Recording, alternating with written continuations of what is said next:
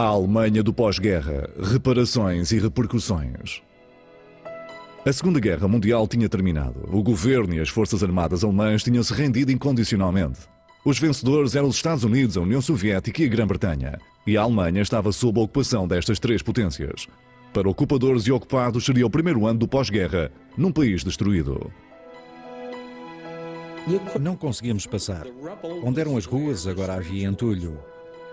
Mas a vida começava de novo, entre as ruínas das cidades bombardeadas e destruídas.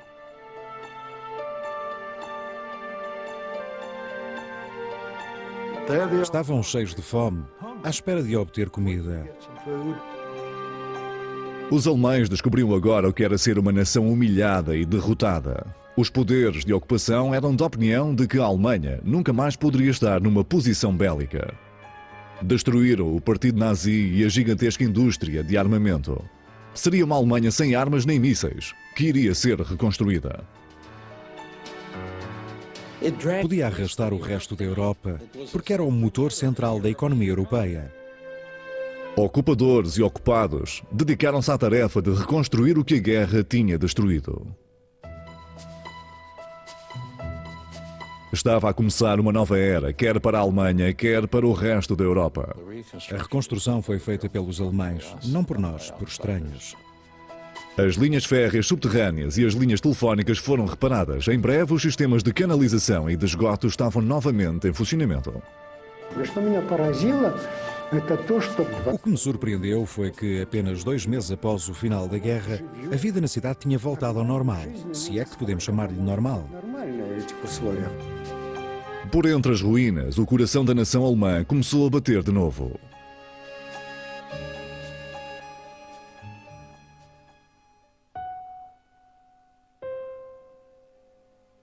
Os bombardeiros americanos tinham arrasado a cidade de Ulm, na margem do Danúbio. O centro tinha desaparecido.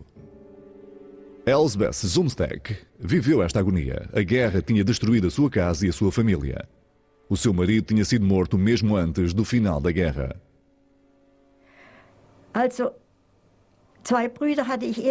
Também perdi 2 irmãos. Sabíamos que um deles tinha morrido num submarino.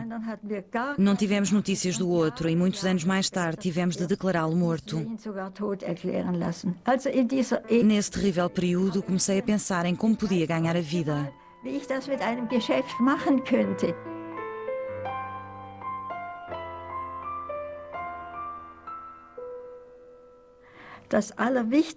Aquilo de que mais precisávamos era de sapatos. Eram racionados. E pensei começar um negócio desse género. Mas não valia a pena. Não havia materiais nem artesãos. Em Ulm não havia couro nem borracha. Mas antes da guerra, numas férias nos Balcãs, Elsbeth Zumsteck tinha visto sapatos feitos de casca de milho. Pensei que essa poderia ser a solução, mas havia grandes dificuldades. Como calculam, o problema principal era obter os materiais. Não havia milho em Ulm.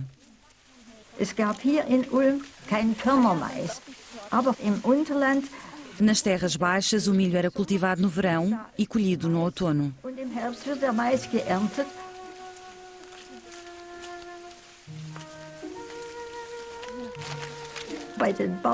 Perguntei aos agricultores se podia apanhar as folhas do milho. Eles responderam que sim, e que também podia ajudar a desfolhar as espigas.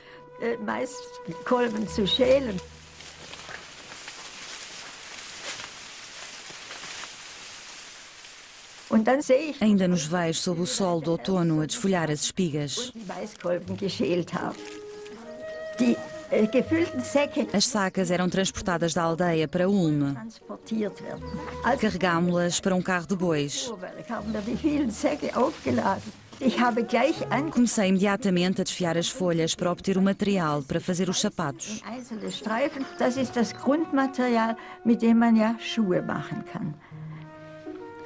Mas havia um longo caminho antes de fazer os sapatos.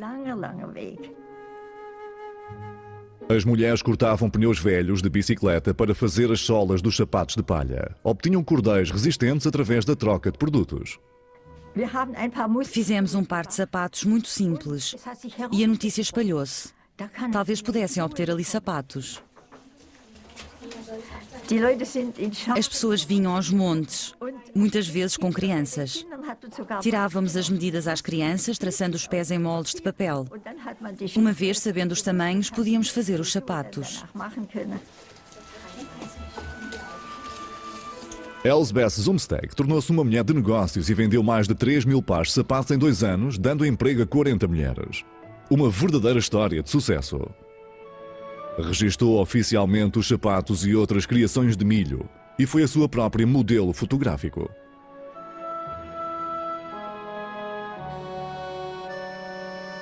Cada vez gostava mais do negócio.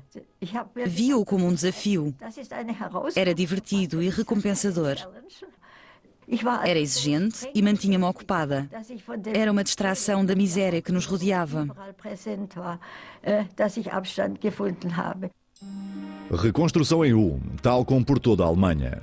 A indústria não tinha sido muito afetada pelos bombardeamentos. Apenas 20% das empresas e fábricas estavam inutilizadas. Mas pontes, linhas e estações de comboios estavam destruídas e precisavam de ser reconstruídos. Berlin bekommt nach und nach wieder den Anschluss an die Welt.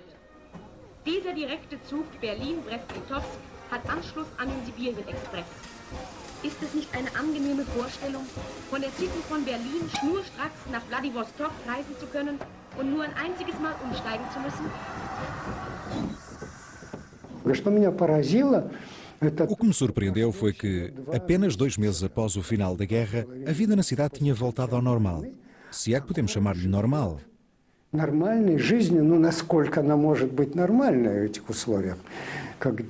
As lojas reabriram. Alguns cinemas exibiam filmes.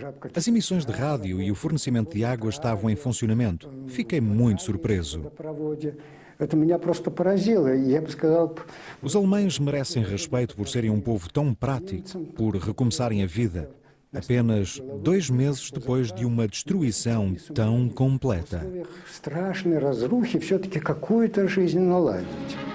Der Wiederaufbau schreitet ständig vorwärts. Jede Stadt entwickelt ihre eigene Methode von Entrümmerung und Aufbau. Zunächst müssen überall die Ruinen beseitigt werden. Dann heißt es Millionen und Abermillionen von Kubikmetern Schutt abfahren. Hunderttausende arbeiten täglich in allen Zonen an der Wiederaufrichtung ihrer Heimatstädte. Aufräumen und aufbauen. Das ist der Rhythmus, der das Arbeitsjahr 1946 bestimmt. As montanhas de sucata eram transformadas em objetos úteis. Revestimentos blindados passaram a ser frigideiras. Cartuchos de balas passaram latas de leite. E capacetes de aço a peneiras. Na primavera de 1946 houve a primeira feira de comércio do pós-guerra, a famosa Feira de Comércio de Leipzig. Ganz besonderes Interesse fanden diesmal natürlich die Werkzeugmaschinen und die Baumaschinen. Auch bei der Beseitigung der Trümmer und bei der Wiederaufrichtung unserer Städte muss man allmählich von der arbeitsintensiven Wirtschaft zu technisierten Verfahren übergehen.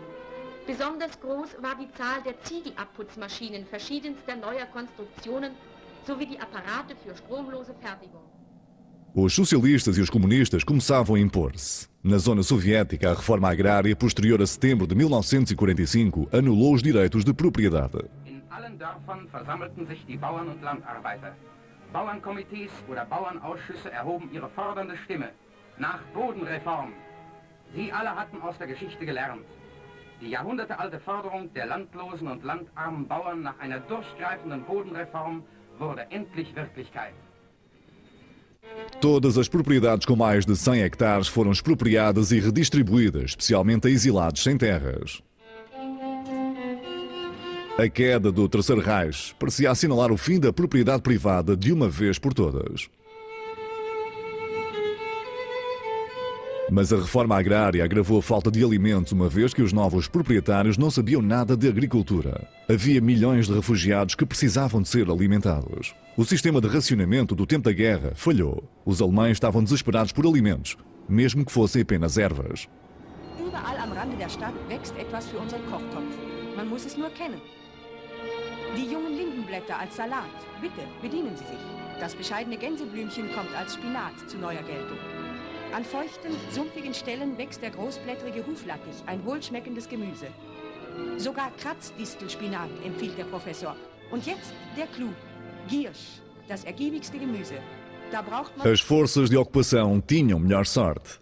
Justement, il y avait beaucoup de gibier puisque les Allemands ne chassaient plus. Havia muita caça porque os alemães não caçavam. Estavam proibidos de usar armas. Tínhamos um pequeno grupo de caça e trazíamos javalis. Tínhamos um cozinheiro que era açougueiro e que fazia pratos deliciosos. As coisas corriam bem, nós comíamos bem. A população civil, por outro lado, passava fome por toda a Europa. As pessoas desesperadas procuravam restos nas latas do lixo das forças de ocupação. Não havia comércio e o dinheiro não tinha valor. Surgiu uma enorme economia secundária, o mercado negro. Meu Deus, pensei eu, o mercado negro é isto? Deve ser. Será que temos de ir lá trocar bens?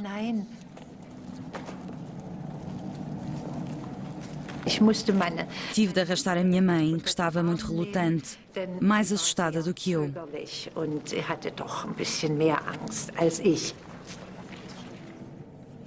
Anne-Marie Gantz, de 16 anos, tinha 3 irmãos mais novos e todos tinham fome.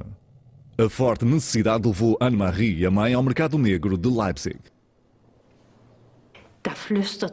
Alguém sussurrou: sabão? Outra pessoa: querem café? Depois, um rapazinho com cerca de 12 anos perguntou: precisam de pão? Braucht ihr Brot? Sim, claro. Wir wollen Brot haben. Was bietet ihr? O que oferecem? Wir haben Zucker, Tínhamos cupons de açúcar e dinheiro. Geld. Seguimos o rapaz. Also hinter dem Jungen hinterher. Mas antes de sairmos do mercado negro, Schwarzmarkt. ouvimos um apito. Ertönte ein Pfiff. Uma rusga, parte do jogo do gato e do rato do pós-guerra. Em todas as zonas, as forças de ocupação tentavam eliminar este comércio. Mas as rusgas não impediam ninguém.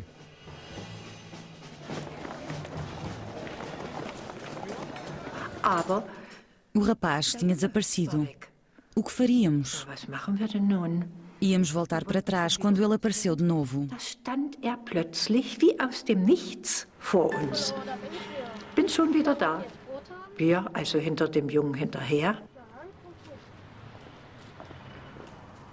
Und dann führte er uns Levou-nos a um pátio. hinein. Also mir wurde Fiquei desconfiada. er zeigt, Apontou para o terceiro andar. dort oben wohnen wir. Vivemos ali, disse ele. Deram-lhe o dinheiro e os cupons de açúcar. Meine Mutter Vou buscar o pão à minha mãe, disse ele. Brote geben.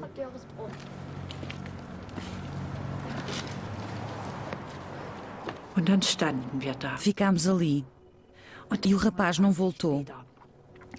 Chamámos várias vezes em voz alta. Hallo. Fez um eco terrível no pátio. Schauerlich in dem Hof. Era assustador. Es war unheimlich. Finalmente fui até à porta. Schließlich bin ich einfach auf diese Haustür zugegangen. Da war ich Fiquei horrorizada. klein Corredor escuro abria para o céu. ins Freie. Kein, Não havia escadas, nem apartamento, keine nada. Wohnung, gar nichts. Und im Para lá do corredor só havia grandes montes de entulho. Ausgang Não havia apartamentos no prédio, Berge. apenas a fachada. Also gar keine Wohnung in dem Haus. Nur die Fassade stand noch. Meine Mutter tat mir am meisten Senti mais pena da minha mãe, que chorava. leid. Mir blieb Não podia fazer nada senão consolá-la, vor allen Dingen apesar de estar prestes a gritar de raiva por termos sido enganadas. so war, dass ich hätte schreien können vor Wut, dass wir uns haben so dort reinlegen lassen. Episódio perturbador, mas para milhões de outras pessoas, uma ocorrência diária. Era também objeto de sátira nas notícias. Hier verwandeln sich Schreibmaschinen in Schuhe, Höhensonnen in künstliche Gewisse. Kein Zauberer bringt sowas fertig. Nanu, plötzlich die Polizei? Was denn, will die auch tauschen? Haben Sie eine Ahnung? Razzia! Razzia, sage ich Ihnen. Leider wird die Freiheit auf den Tauschmärkten öfter von gewissenlosen Elementen für Schwarzhandelsgeschäfte missbraucht.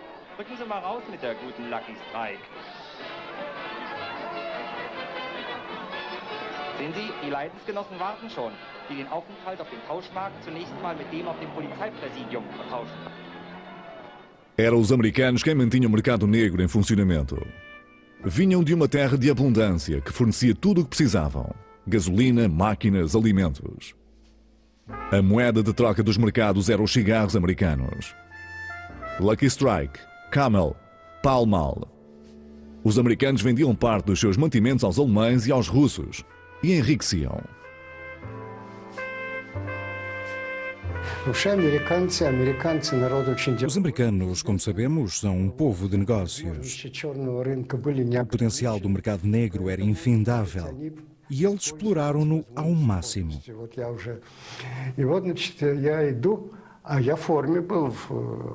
Eu estava fardado e um jipe aproximou-se de mim, conduzido por um tenente americano.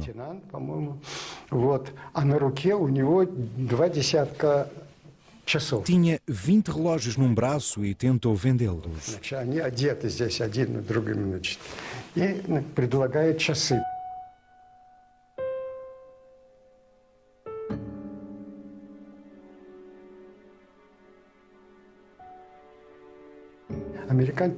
Os americanos tinham percebido que os relógios eram muito populares entre os russos.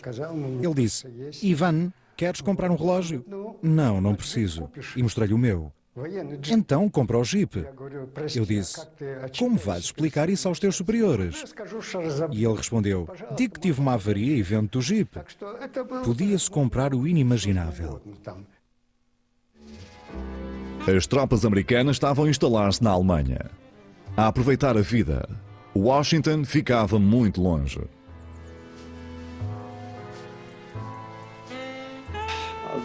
Era uma altura invulgar. Era difícil porque não estávamos preparados para aquilo.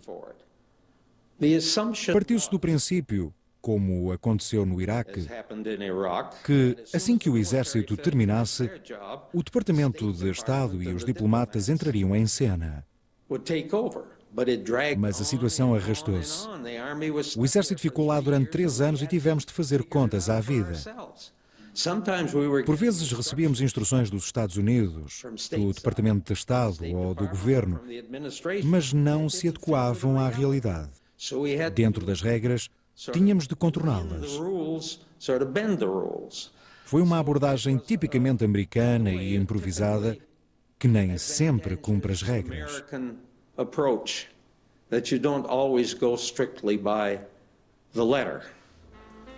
Os americanos eram irresistíveis, tinham carros e dinheiro, eram jovens e descontraídos com muito tempo livre.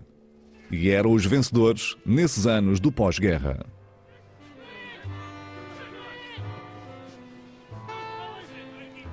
Um deles era Mickey Dorsey, da Carolina do Norte. Mickey era gestor da cantina da sua unidade em Augsburg, perto de Munique. Queria ser piloto da Força Aérea, mas tornou-se artilheiro de tanque. Lidava com o mercado negro, vendendo pistolas alemãs confiscadas e mantimentos do exército. O jovem da Carolina do Norte estava a enriquecer na Alemanha. E as jovens, as Fräuleins, estavam ali. Tenho de ser honesto. Podíamos ir na rua, ver uma rapariga bonita e dizer: tenho chocolate, tenho collants de nylon. Não era preciso mais nada. Claro que aos 19 anos só pensávamos em raparigas e tínhamos muito chocolate.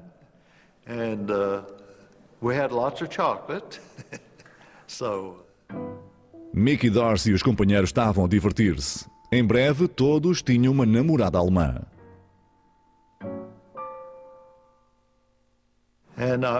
Conheci uma jovem, Maria Geiger, que me levou à sua casa, onde conheci a mãe Geiger e o pai Geiger. Como gestor da cantina, Mickey Dorsey acabou por cuidar de uma nova família. A comida era relativamente escassa na época, por isso levava-lhes café, açúcar e outras coisas, ocasionalmente um pouco de carne. Também matava veados.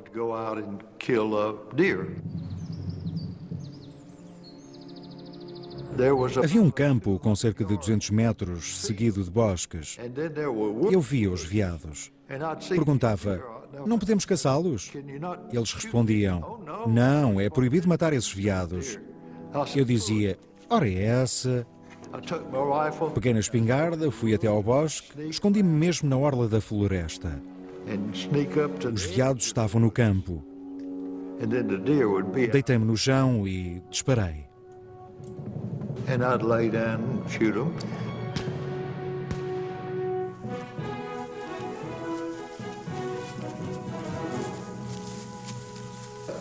Acertei num, que depois limpámos. A bala tinha acertado no coração. Quando o trouxe, tinha a farda cheia de sangue e de lama.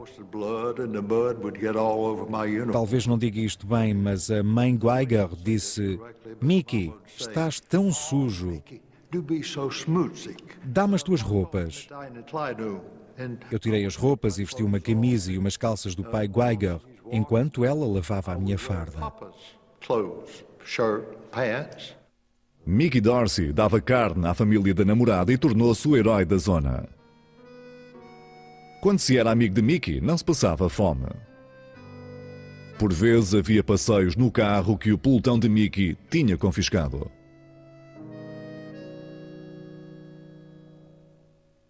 Os Geiger tinham muita comida e partilhavam com outras pessoas. Era por isso que as pessoas me conheciam e diziam Guten Tag, Mickey. Todos me chamavam Mickey.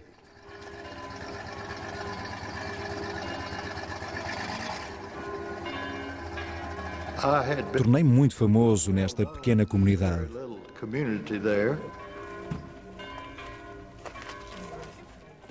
Maria e eu passeávamos junto à igreja de mãos dadas.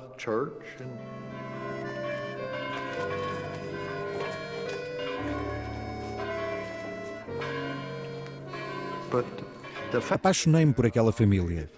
Eram maravilhosos. Nesta época, Mickey Dorsey vivia na Alemanha há mais de um ano. Um dos quase 300 mil militares de ocupação americana. Celebraram o primeiro aniversário da vitória como uma festa de anos. Mickey Dorsey estava cada vez mais rico, ganhando tanto no mercado negro que conseguia poupar todo o ordenado do exército a fim de realizar um sonho antigo. Nessa altura, exceptuando enviar dinheiro para casa, não se pensava em poupar muito. Eu filo e enviava para casa porque pensava comprar um carro novo ou um avião quando chegasse a casa. Foi o que fiz. Comprei um carro e um avião. Tal como diz o título do filme, tinha caído uma estrela do céu.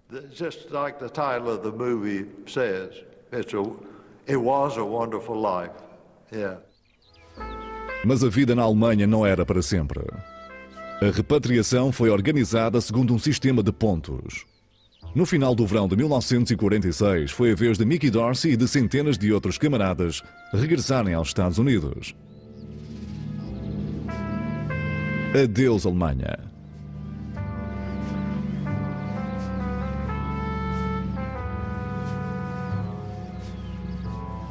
De regresso a casa, as recordações da guerra longínqua permaneceram, embora agora mais parecesse um jogo com contornos cómicos. Os americanos tinham trazido consigo muitos troféus.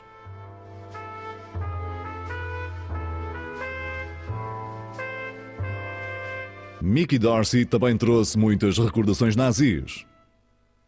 Mas não tinha esquecido os Geiger. Quando voltei aos Estados Unidos, enviava encomendas com doces, café e colãs de nylon para a Maria. Era muito raro haver colãs de nylon nessa época. Açúcar e por aí fora. Durante um ano ou dois, enviei encomendas.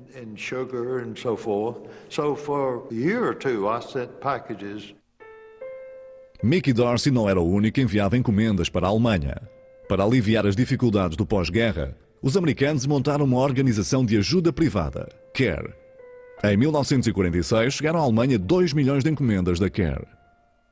O programa das encomendas da CARE foi um movimento espontâneo que foi organizado pela vontade das pessoas. Como é típico, o cerne da organização foi o povo americano que não esperou pelo governo. Organizaram-se sozinhos e tomaram a iniciativa depois de ouvirem dizer que as pessoas passavam fome na Europa. Não só para a Alemanha, mas também para a Bélgica, era por todo lado onde fosse necessário.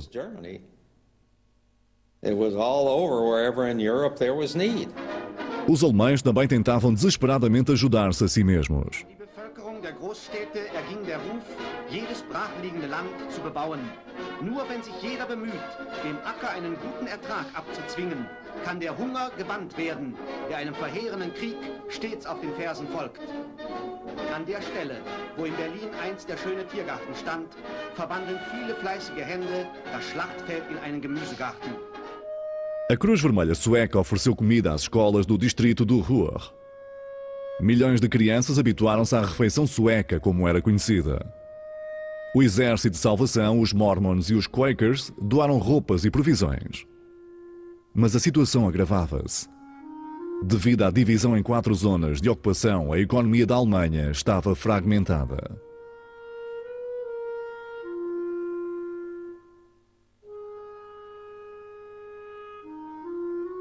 Tínhamos uma Alemanha dividida.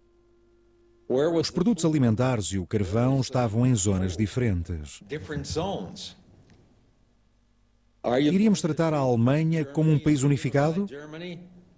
Era o que os soviéticos queriam. Porque achavam que os americanos iam cansar-se e voltar para casa e poderiam ficar com o país para si.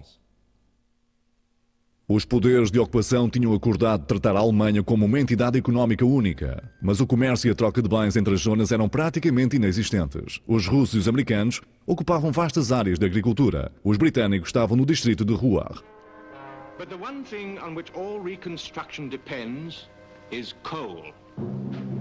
Without coal, there can be no power and no transport. In Essen, our coal control has taken over the Krupp family mansion as its headquarters.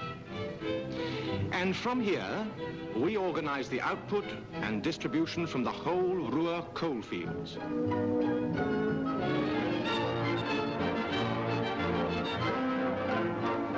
Last summer, what was called Operation Coal Scuttle brought 30,000 miners back from the Wehrmacht. But today, the great problem is moving the coal from the pithead to the liberated countries, to the German power plants and to the Allied military dumps. For the Germans themselves, there is no coal. They must go out in the woods and parks to cut wood, to strip the bark off the trees, to collect brushwood and carry it home in handcarts and prams. No final de 1946, instalou-se um inverno gelado. Der bitterste Frost seit Jahren mit Temperaturen von unter 20 Grad verhinderte vielerorts Arbeit und Aufbau, lähmte Wirtschaft und Verkehr, gefährdete Leben und Gesundheit. Os portos congelavam. O pouco carvão que os alemães possuíam após a reconstrução mal podia ser transportado. Estava muito frio. Recordo especialmente o inverno de 1947. Houve temperaturas de menos 25 graus Celsius. O porto congelava sucessivamente.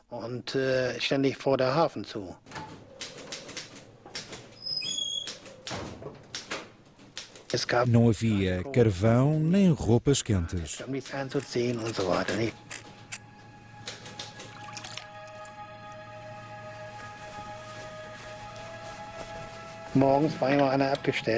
Um de nós tinha de acender a lareira todas as manhãs. Tínhamos um fogão a carvão. Quando o fogão aquecia finalmente as salas, de modo que o frio não nos fizesse deixar cair os lápis, eram 11 horas.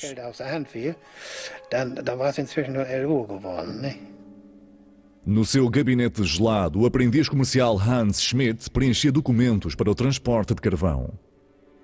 O porto de Emden era uma zona de acesso restrito. Ninguém podia entrar sem um passe britânico. Hans Schmidt estava contente por ter um emprego na Comissão de Controlo de Carvão do norte da Alemanha. Eu fazia parte da empresa, um agente do governo militar britânico. O carvão era transportado do porto de Emden para a Grã-Bretanha e a Escandinávia. O carvão chegava pelo canal de Dortmund-Ems e era colocado nos cargueiros. Só em 1946 foram transportados 2 milhões de toneladas, demasiado para os poucos estivadores disponíveis.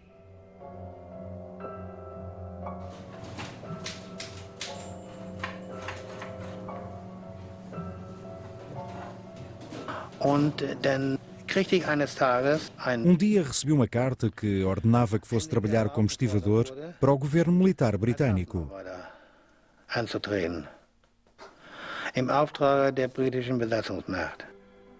O aprendiz comercial Schmidt teve de trabalhar no cargueiro, distribuindo e nivelando o carvão. Cheguei ao porto e entrei a bordo.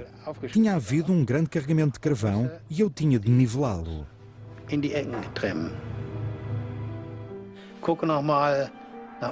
Olhei para cima, vi uma pequena abertura e percebi que o guindaste ia largar uma grande carga.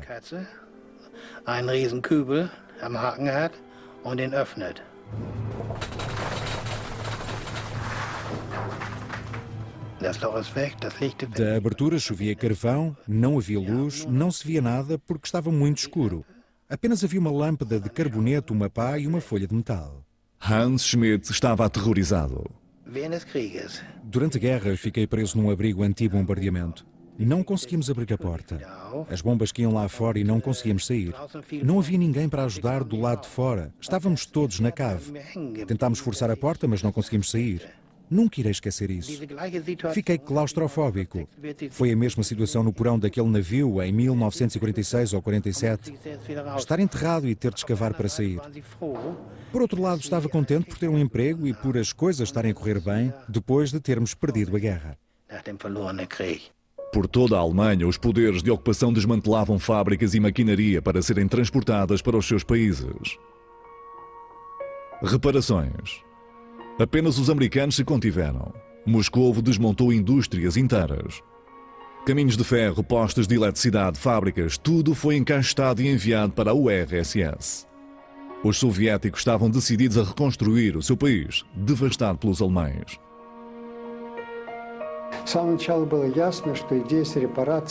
Fomos claros desde o início. Desmontar as fábricas existentes era uma estupidez. Foi o que dissemos nos relatórios para Moscovo, mas fomos repreendidos. As pessoas inteligentes, incluindo os alemães que trabalhavam connosco, disseram: por que estão a fazer isto? Estão a levar um monte de sucata para casa. Mas Moscovo estava decidida. Não sei quem foi diretamente responsável, mas a política manteve-se. Apenas resultou em perdas porque prejudicou a nossa reputação na Alemanha e o desenvolvimento económico interno. Foi o alicerce do nosso atraso tecnológico de, pelo menos, 20 anos. Milhares de tornos mecânicos de máquinas e de geradores desapareceram algures na União Soviética, onde foram abandonados porque quase ninguém sabia montá-los novamente.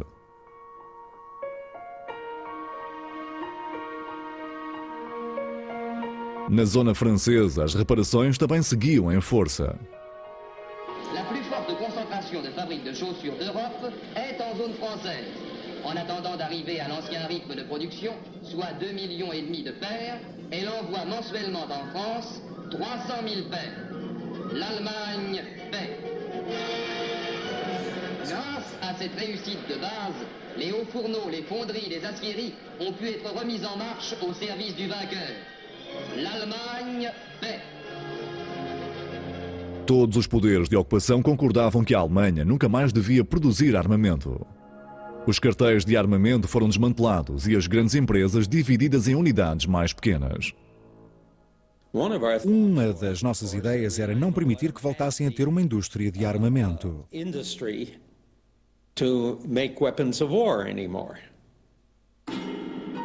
No centro da Alemanha, os vencedores descobriram fábricas secretas de mísseis, onde tinham sido montadas as infames armas V1 e V2. Os americanos apoderaram-se do programa de mísseis de Hitler e das mentes brilhantes que desenvolviam a tecnologia. Mais tarde, essa tecnologia seria a base do programa espacial americano. A tecnologia dos submarinos alemães interessava a Real Marinha Britânica, mas os alemães tinham armadilhado os submarinos abandonados. Um legado mortífero. Estava escuro, mas era uma noite de luar. Não havia eletricidade. A única luz era a da lua. Harry Henschel tinha 18 anos e estava de sentinela na fábrica de submarinos de Kiel, com medo das represálias dos alemães. O sargento levou-me ao escritório e disse: fica aí e não saias deste gabinete até alguém vir substituir-te. Eu estava um pouco nervoso porque não sabia o que iria acontecer. Dei a volta e sentei-me à secretária. Um relógio começou a trabalhar. É uma sensação horrível. Não sabemos o que vai acontecer. Será o nosso fim? Será que vai explodir? Pensei logo que era uma armadilha. Isto vai explodir. Não havia sítio para me esconder a não ser debaixo da secretária. À espera da explosão. Estava a tremer. Eventualmente, ao fim de cerca de 20 minutos, o relógio voltou a parar. Levantei-me, fui até à secretária e sentei-me.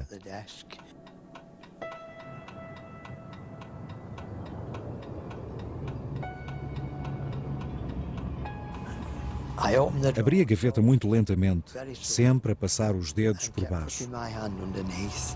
Mas não sentia fios. A gaveta abriu toda. Não havia fios. Lá dentro estava um pequeno relógio despertador. Fiquei muito contente, muito aliviado. Levantei-me e dancei. Não dancei, mas fiquei muito contente.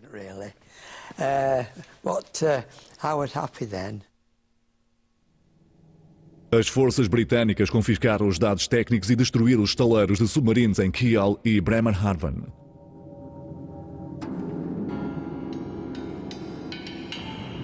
Os gestores da indústria de armamento da Alemanha tinham sido presos. Qualquer pessoa que resistisse à prisão era severamente punida.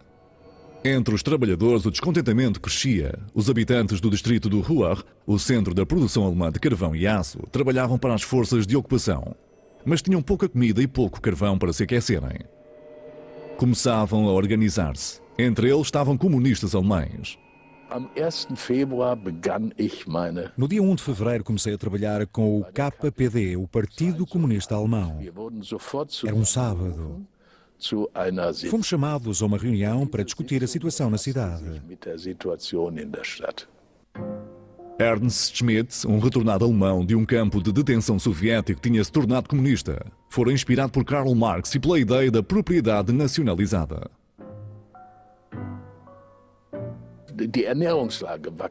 A situação alimentar era insustentável. Os mineiros obtinham um pouco mais, mas as mulheres, entre outros, não recebiam nada. Os líderes do KPD de Essen disseram: temos de tomar uma posição. Vamos dizer aos grupos de trabalho para se reunirem em frente à Câmara Municipal na segunda-feira às 11 da manhã para uma manifestação. Disseram para avisar o grupo de trabalho Bonafásios, o que fiz. Und ich hatte den Auftrag, zur Betriebsgruppe Bonifatius zu gehen. Und ich habe das auch gemacht. Und ich gehe in den Speisesaal. Entrei na cantina e os meus colegas estavam lá a olhar para mim.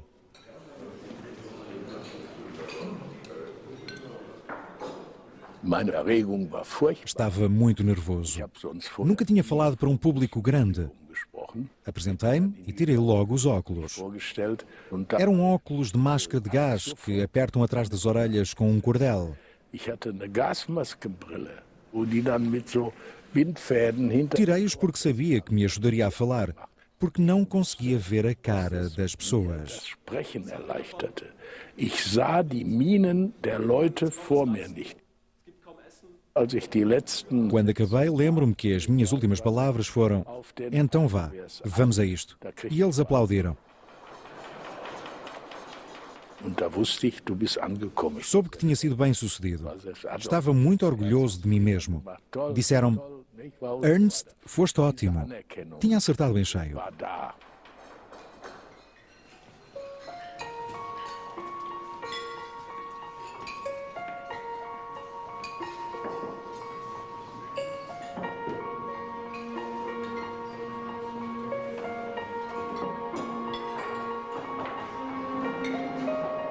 Ernst Schmidt discursou em reuniões sucessivas durante esse fim de semana. Encarava a situação como uma prova e estava decidido a mobilizar muitos manifestantes. A manifestação foi um sucesso. 600 trabalhadores reuniram-se junto à Câmara Municipal de Essen. Ernst Schmidt estava satisfeito. Foi pacífico. Apenas se ouvia a calma exigência que subia de tom. Queremos pão. Temos fome. Que ressoava pela praça. Mas então a situação ameaçou tornar-se perigosa. Chegavam cada vez mais pessoas à praça. Os operários de outras empresas juntavam-se ao protesto. O presidente da Câmara de Essen, Gustav Heinemann, estava apreensivo pela reação britânica.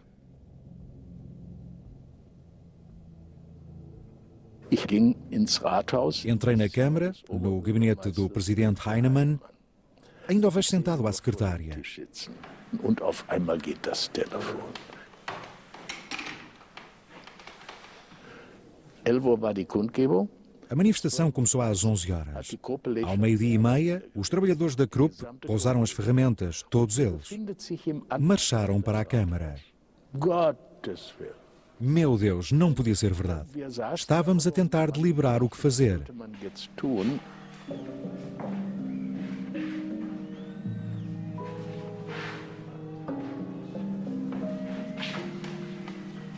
A multidão marchou até ao quartel-general britânico. Na Câmara estavam apreensivos. Ninguém sabia como é que os britânicos iam reagir.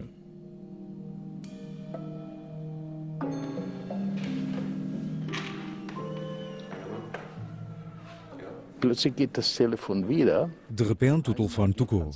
Heinemann atendeu e pareceu aliviado. Graças a Deus. Os trabalhadores da Krupp tinham calmamente dispersado porque os britânicos tinham prometido mandar toda a sua frota de caminhões buscar pão a Bremen.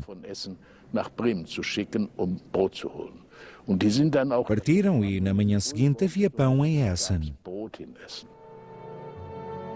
Pouco a pouco a vida na Alemanha voltava ao normal. Em Stuttgart, a cidade natal da Mercedes-Benz, os elétricos voltavam a circular. Os americanos queriam uma economia funcional. No oeste da Alemanha, pelo menos. Queriam um reduto contra o comunismo e um mercado para a sua própria economia altamente produtiva. Se a Alemanha não pudesse ter uma indústria significativa e pacífica, arrastaria consigo o resto da Europa, pois era o motor central da economia europeia. Tínhamos de apoiar uma Europa em ruínas. Se queríamos que a Europa voltasse ao que era, tínhamos de apoiá-la para que não fosse um fardo para nós. So we had to, if we were going to have Europe come back so they wouldn't be a burden on us anymore. O secretário de Estado americano, James Burns, viajou até Stuttgart, onde proferiu um discurso no Centro Cívico. Um discurso dirigido ao povo alemão e a todo o mundo. Foi o ponto de viragem da política alemã. A Alemanha iria ser ajudada. O Plano Marshall foi criado até certo ponto com base no discurso de Burns em Stuttgart. Foi uma ideia fantástica.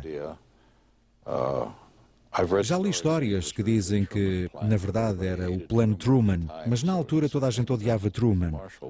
Deram-lhe o nome de Marshall e toda a gente aplaudiu. Era um conceito fantástico. Foi provavelmente a primeira vez na história da humanidade que o vencedor reconstruiu, até certo ponto, o vencido. In Stuttgart hielt der amerikanische Außenminister Burns seine große, richtungweisende Rede. Erklärte, Amerika wolle einen dauerhaften Frieden, der Deutschland die Möglichkeit gibt, sich durch Fleiß und Arbeit einen geachteten Platz unter den Nationen zu sichern. Außenminister Burns forderte ferner, außer der wirtschaftlichen Vereinigung Deutschlands, die Bildung zentraler Verwaltungsstellen und einer vorläufigen deutschen Regierung. Também disse nesse discurso algo muito importante para milhões de alemães. Enquanto houver tropas de ocupação na Alemanha, continuaremos aqui. Isso deixou algumas pessoas aliviadas ao pensar que os russos não iam dominar tudo. Em Dresden, na zona soviética, os elétricos tinham voltado a funcionar. Mas as linhas seguiam uma direção diferente para uma economia planeada ao estilo soviético. Poucos meses antes tinha sido fundado o Partido de União Socialista, o SED. Era o braço de Moscovo.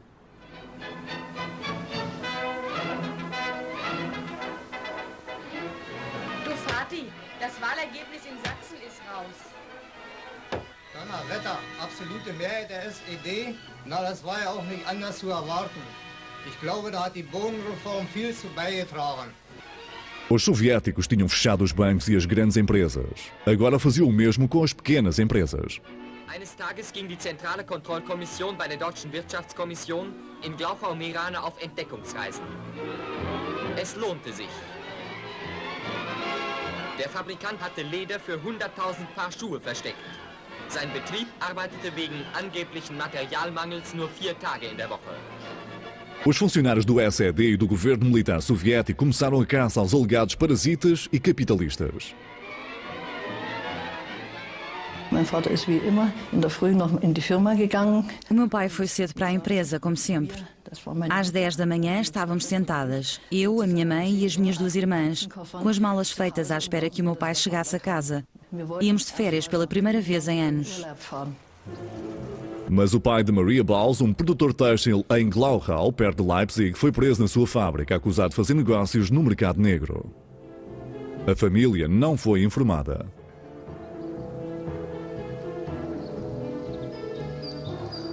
Und nach einer gewissen Zeit kamen Kunden. Ao fim de um tempo, os clientes que estavam na empresa e sabiam o que se tinha passado vieram avisar-nos. Disseram que o meu pai tinha sido preso. Durante esta purga, em Glauchau, 30 proprietários de empresas têxteis foram detidos, interrogados e presos.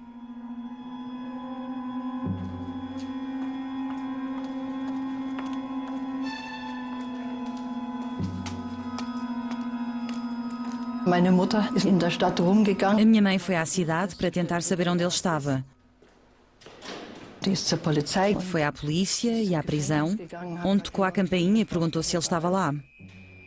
Na altura eu tinha 12 anos e tive de ir com ela, mas uns passos atrás porque não sabíamos se também seria presa.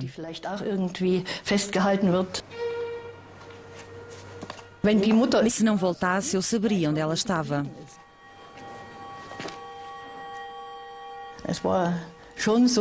Esse dia foi o fim da minha infância.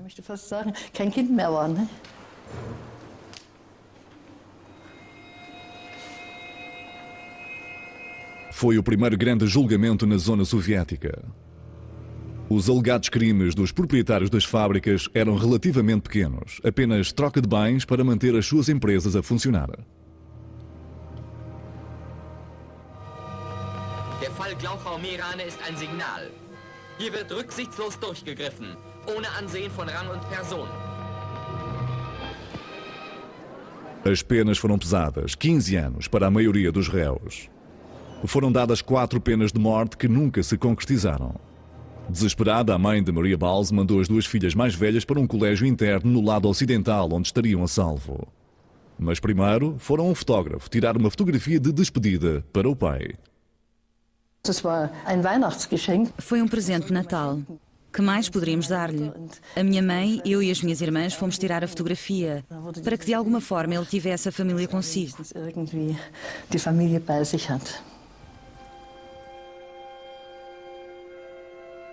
15 anos de prisão para o pai de Maria Balz. A mãe ficou em Glauchau com a filha mais nova.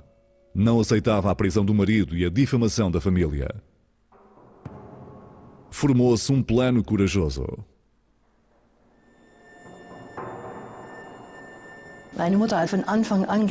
Desde o início, a minha mãe disse que a única solução era a fuga. Houve várias tentativas que não se concretizaram, ou em que as pessoas desistiram. 2 anos mais tarde, a mãe conseguiu subornar um guarda prisional e libertar o marido. Fugiram para o lado ocidental. Os meus pais não nos disseram que tinham fugido. Uma noite, quando toda a escola estava na sala de jantar, depois da refeição, apareceu o meu pai, a minha mãe e a minha irmã mais nova. Foi inesquecível. Nunca pensei que fosse possível. Ficámos felizes a abraçar-nos. Os americanos receavam uma tomada de poder comunista, como tinha acontecido na zona soviética. Então decidiram financiar toda a Europa Ocidental. Ajuda para a reconstrução. O Plano Marshall. Uma das coisas importantes que fizemos na Alemanha, ao contrário do que estamos a fazer no Iraque, foi a reconstrução ter sido feita pelos alemães e não por nós, por estranhos. Ao contrário do Iraque, onde estão a trazer empresas americanas, mas isso é outra história. Este era um assunto alemão, um problema alemão. Os americanos também ofereceram os fundos do Plano Marshall à Europa de Leste, mas os soviéticos recusaram. Assim, o maior programa de ajuda económica da história apenas operou na zona ocidental. A divisão económica da Alemanha estava selada, nessa altura, nos anos imediatamente após a guerra.